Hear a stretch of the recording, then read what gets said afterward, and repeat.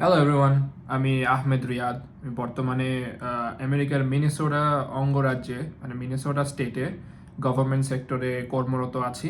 আমি এখানে আমার পিএইচডি শেষ করেছি ইউনিভার্সিটি অফ ইউটা থেকে, ডিপার্টমেন্ট অফ জিওগ্রাফিতে জিআইএস বেসড অ্যাপ্লিকেশনের উপর। আমার মাস্টার্সও এই ইউনিভার্সিটি থেকেই, ডিপার্টমেন্ট অফ জিওগ্রাফিতে জিআইএস অ্যাপ্লিকেশন এবং ডিজাস্টার রেজিলিয়েন্স নিয়ে। আমি অনেক দিন ধরেই ভাবছিলাম যে আমি একটা ভিডিও বানাবো যেখানে আমি বাংলাদেশ থেকে কি কি উপায়ে কি কি পথ আছে বর্তমান পরিস্থিতি বিবেচনা করে, যেখানে আমাদের মতো সাধারণ মানুষ আমেরিকাতে বৈধভাবে আসতে পারে। তো সেটা নিয়ে আমি কিছু ডিসকাশন করব ভাবছিলাম অনেক দিন ধরেই, তো সেটা আর সময়ের কারণে করা হয়নি। আজকে একটা সুযোগ পেলাম, তো আমি আজকে যতটুকু সম্ভব একটু এটা নিয়ে আলোচনা করব। তো বর্তমান পরিস্থিতি একটু অন্যরকম। অনেক ধরনের সীমাবদ্ধতা আছে, অনেক পরিবর্তন আসছে, প্রতিদিনই নতুন নতুন পরিবর্তন আসছে এবং এটা সম্ভবত অনেক দিন পর্যন্তই চলতে থাকবে যতদিন না একটা স্টেবল পরিস্থিতি আসে এবং আমরা ফর শিওর জানতে পারি যে এগুলা হচ্ছে এখন স্ট্যান্ডার্ড। কিন্তু এই অনিশ্চয়তার মধ্যেও যেই জিনিসগুলা একটা মাপকাঠির মধ্যে আছে, আমি সেই জিনিসগুলো একটু তুলে ধরার চেষ্টা করব। তো বাংলাদেশ থেকে একটা পপুলার অপশন হচ্ছে স্টুডেন্ট ভিসায় বাংলাদেশ থেকে আমেরিকায় আসা। That means F1 visa. তো F1 ভিসাতে কি পরিবর্তন হয়েছে? F1 ভিসাতে বেসিক্যালি কোনো পরিবর্তন এখনো হয় নাই, কিন্তু পরিবর্তনের কথা ভাবা হচ্ছে। তো এতদিন বশত F1 ভিসা 5 বছর মেয়াদ দেওয়া হতো, তারপর সেটা আবার এক্সটেন্ড করা যাইতো যদি আমার পিএইচডি প্রোগ্রাম বা আমার মাস্টার্স প্রোগ্রামে আরও সময় থাকে। কিন্তু সেই সময় থাকার আগেই আমার ভিসার মেয়াদ শেষ হয়ে যায়। তখন আমি আমার যে I-20 ডকুমেন্টটা আছে, যেখানে আমার ডিগ্রির একটা পটেনশিয়াল কমপ্লিশন ডেট দেওয়া, সেটা দেখিয়ে আমি আমার ভিসা এক্সটেন্ড করতে পারতাম। কিন্তু এখন পটেনশিয়ালি যেই সীমাবদ্ধতা কথা চিন্তা করা হচ্ছে, সেটা হচ্ছে F1-এর উপর একটা 4 বছরের ক্যাপ দেওয়া হবে। সেটার মানে কি? সেটার মানে হচ্ছে F1 ভিসা 4 বছরের লিমিটেশনে দেওয়া হবে।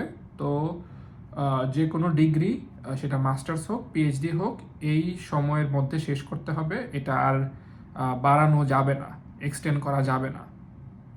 এই নিয়মটা এখনও অফিসিয়ালি এস্টাবলিশ হয় নাই, বাট এইটা চিন্তা ভাবনা করা হচ্ছে। তো যারাই স্টুডেন্ট ভিসায় অ্যাপ্লিকেশন করে F1 ভিসা নিয়ে আমেরিকায় আসবেন, তাদের এই জিনিসটা একটু মাথায় রাখার অনুরোধ করা যাচ্ছে যে এই জিনিসটা হঠাৎ করে যখন এখানে আসার পর জানা হয়, তখন একটা আনসার্টেনটি চলে আসে এবং কখনোই আনসার্টেনটি ভালো কিছু না। তো এই জিনিসটা জাস্ট মাথায় রাখলেই হবে যে এটা একটা পসিবল চেঞ্জ হতে পারে। দ্যাট ডাজেন্ট মিন যে এই চেঞ্জটা হবে। অনেক কিছু রুমার শোনা যায়, বাট সেটা সবসময় হয় না, কারণ ফিজিবল অপশন হয় না। তো F1-এর অপশন এটা আছে। তারপরে আমরা পড়াশোনা এখানে শেষ করার পরে, আমরা যখন ডিগ্রিটা নেওয়ার পরে আমাদের একটা অপশন থাকে, সেটা হচ্ছে ওপিটি। ওপিটিটা কি?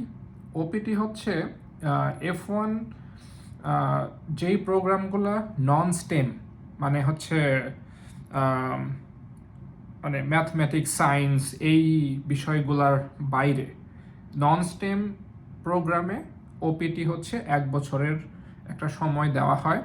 সেই 1 বছর মানে হচ্ছে আমি এই 1 বছর আমি একটা ওয়ার্ক পারমিট পাবো।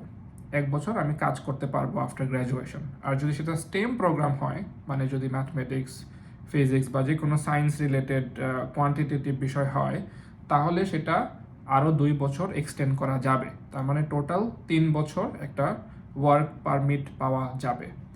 তো সেটাও এখন অনেক রিস্কের মধ্যে আছে যে ওপিটিটা থাকবে কি না, সেটা নিয়েও অনেক ধরনের কথাবার্তা চলতেছে। তো F1 হিসেবে যারা আসবেন, তারা এই জিনিসটা মাথায় রাখবেন যে এই অনিশ্চয়তাটা থাকতে পারে। তার মানে এই না যে এটা হবে, but there is a possibility. So এই জিনিসগুলোর মধ্যে এখনও কিছুটা ধোঁয়াশা আছে, এগুলো এখনও পুরোপুরি ক্লিয়ার না। কিন্তু অনেকেই এখনও ওপিটিতে কাজ করছে এবং কোনো সমস্যা হচ্ছে না সো ফার। আর এটা গেল হচ্ছে স্টুডেন্ট হিসেবে আসা।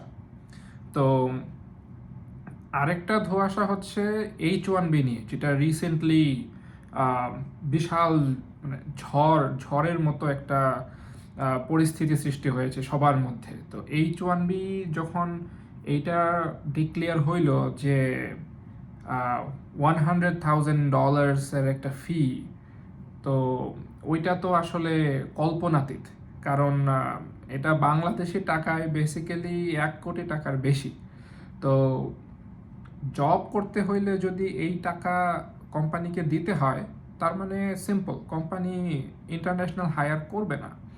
তো এতদিন অনেক আনসার্টেনটি, অনেক কোয়েশ্চেন, অনেক কনফিউশন থাকার পর অবশেষে সেটার একটা ক্লিয়ারিটি আসছে। সেটা হচ্ছে কেউ যদি চেঞ্জ অফ স্ট্যাটাসের জন্য অ্যাপ্লাই করে, মানে এখন বর্তমানে আমেরিকায় আছে, সেটা যে কোনো ভিসাই থাকতে পারে, সেখান থেকে যদি জবে H1Bতে চেঞ্জ অফ স্ট্যাটাসের জন্য অ্যাপ্লাই করে, সেই ক্ষেত্রে ওই ভিসা ফি 100,000 এর যেই ভিসা ফি সেটা অ্যাপ্লিকেবল হবে না। সেটা USCIS এর ওয়েবসাইটে স্পষ্ট নির্দেশনা দেওয়া আছে। এটা শুধুমাত্র তখনই অ্যাপ্লাই হবে যখন বাইরে থেকে কেউ H1B নিয়ে ভিতরে ইউএসএতে আসতে চাইবে। তার মানে কেউ যদি এখানে F1 স্টুডেন্ট হয় এবং সে ইভেন 12 সেপ্টেম্বরের পরেও H1Bতে অ্যাপ্লাই করে, তখন সে দেশে যাইতে পারবে, স্টাম্প লাগায় আবার ফেরত আসতে পারবে উইদাউট পেইং দ্যাট 100K ফি।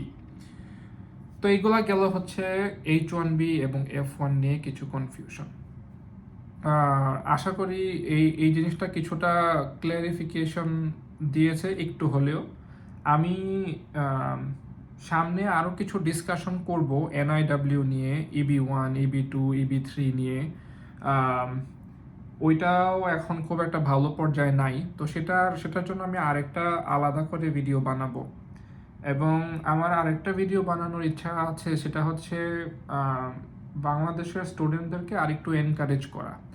অনেকেই আমেরিকায় আসতে চায় এবং তাদের অনেক কোয়েশ্চেন থাকে, অনেক জিজ্ঞাসা থাকে, অনেক কিছু তারা হয়তো পরিষ্কারভাবে জানে না, বা they just don't know where to ask. তো এই রিসোর্স হিসেবে আমি জাস্ট এই ভিডিও একটা অনলাইনে দিতে চাই, কারো যদি কোনো কোয়েশ্চেন কনফিউশন থাকে, সো দ্যাট তারা একটু হইলেও সেখান থেকে কোনো হেল্প নিতে পারে। পুরোপুরি হয়তো ইনফরমেশন থাকবে না, কারণ যেহেতু আমার পার্সপেক্টিভের একটা ভিডিও, বাট আশা করি কিছুটা হইলেও এটাতে মানুষের হেল্প হবে। তো সেই উদ্দেশ্য থেকে ভিডিওগুলো বানানো। তো এটা আমার এই আমেরিকায়, বাংলাদেশ থেকে আমেরিকায় আসার যেই ধারাগুলো নিয়ে ভিডিও তৈরি করব, এটা সিরিজ তৈরি করব ভাবছিলাম, সেটার প্রথম পর্ব ছিল আজকে সেটা। যদি কোনো কোয়েশ্চেন থাকে কমেন্টে আস্ক করতে পারেন, আমি চেষ্টা করব আমার সর্বোচ্চ দিয়ে যাতে কোনো ধরনের কনফিউশন ক্রিয়েট ছাড়া। আমি একটা জিনিস খুবই অপছন্দ করি, সেটা হচ্ছে অনেকেই দেখবেন যে খুবই কনফিডেন্টলি একটা ভুল ইনফরমেশন আপনাকে দিয়ে দেবে, যে এইটা সোর্স, মানে রাইট সোর্সটা প্রয়োজন। অ্যাজ লং এজ সেটা মানে প্রপার সোর্স থেকে না আসে, সেটা বিলিভ করা উচিত না। শুরুতেই অনেকেই অনেক ধরনের কথা বলছিল, বাট অ্যাজ লং এজ সেটা এই টাইপের H1B বা F1 রিলেটেড ইস্যু যদি USCIS এর ওয়েবসাইটে পরিষ্কারভাবে দেওয়া না থাকে, কোনো টুইট, কারো পার্সোনাল ওয়েবসাইট বা পার্সোনাল ফেসবুক পেজ বা ইভেন আমার কথাও বিশ্বাস করে লাভ নাই। সো রেফারেন্সটা খুব ইম্পর্টেন্ট, এবং এই বিষয়গুলা পার্সোনাল লাইফে অনেক ইম্প্যাক্ট ফেলে। কারণ এখানে অনেকেই অনেক আতঙ্কের সাথে থাকে অনেক সময়, যে আদৌ এই ডিসিশনগুলা তার এখানকার স্ট্যাটাসে এফেক্ট করবে কিনা। তো ঠিক আছে, আজকের মতো এই পর্যন্তই। আশা করি যদি এই ভিডিওতে প্রপার রেসপন্স পাই, তাহলে আমি নেক্সট ভিডিওটাতে যাব আশা করছি। সাবস্ক্রাইব করুন এবং পাশে থাকুন, এবং কোনো কোয়েশ্চেন থাকলে অবশ্যই জিজ্ঞেস করুন। দেখা হবে।